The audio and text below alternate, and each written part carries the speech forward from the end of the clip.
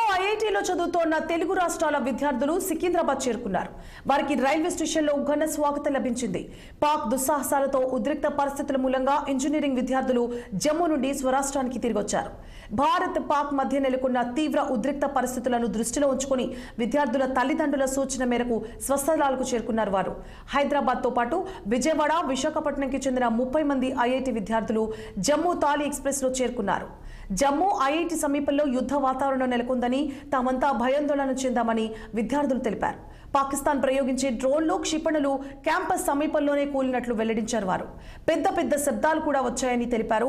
భారత సైన్యం పాకిస్తాన్ ప్రయోగించిన డ్రోన్లు, క్షిపణులను సమర్థవంతంగా ఎదుర్కొన్నట్లు తెలిపారు.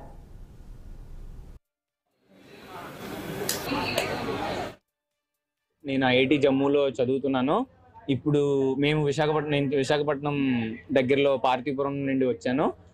మాకు అక్కడ వార్ అవుతున్నప్పటి నుండి చాలా భయంగా, ఆ ఎన్విరాన్మెంట్ అంతా చాలా భయంగా మారింది. ఎందుకంటే మా దగ్గరలోనే నగరోటలో ఆర్మీ బేస్ ఉండడం వల్ల మేము కూడా ఒక హై లెవెల్ టార్గెట్ అయ్యాం వాళ్ళకి. సో మేము ఏవైతే మిసైల్ అండ్ మన మిసైల్స్ వాళ్ళు వదులుతున్నారో అవి మేము కల్లారా చూసాం. అవి జరుగుతున్నదంతా మేము చూసాం. మా పేరెంట్స్ కూడా ఇంట్లో న్యూస్లో చూస్తూ వాళ్ళు భయపడ్డారు. వెంటనే మమ్మల్ని రమ్మన్నారు.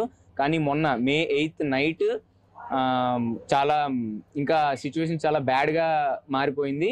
ఎప్పుడైతే మేము ఆ తర్వాత రోజు ట్రైన్కి వద్దాం అనుకుంటున్నామో పొద్దున్న 3:30కి బస్సు స్టార్ట్ అవ్వాల్సింది మాది.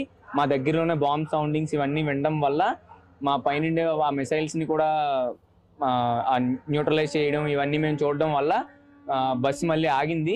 మళ్ళీ మేము రెండోసారి బస్సు ఎక్కి కాలేజ్ నుండి రైల్వే స్టేషన్కి వెళ్ళడానికి ఇంకో బస్సు ఎక్కేటప్పుడు మళ్ళీ మా ఎన్విరాన్మెంట్లో కొన్ని డ్రోన్స్ పైనుండి కిందకి రావడం కొంతమంది సీనియర్స్ హాస్టల్ నుండి చూశారు. నా పేరు ప్రియాంక, నేను హైదరాబాద్ నుంచి వచ్చాను.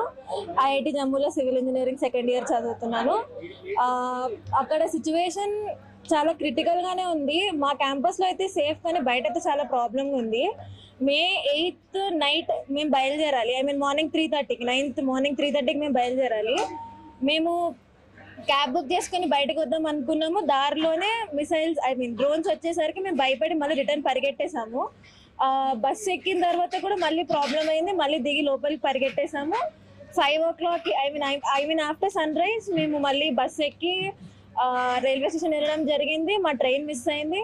వందే భారత్ ఎక్కేసాము. ఇంకా మేము టికెట్ కూడా తీసుకోకుండా వందే భారత్ ఎక్కేసాం. కానీ టీటీతో చాలా ప్రాబ్లం అయింది. వాళ్ళైతే అసలు ఒప్పుకోవట్లేదు. మీరు దిగిపోయి ఫైన్ కట్టేసేయండి జమ్మూ బార్డర్ దగ్గర అని అన్నారు.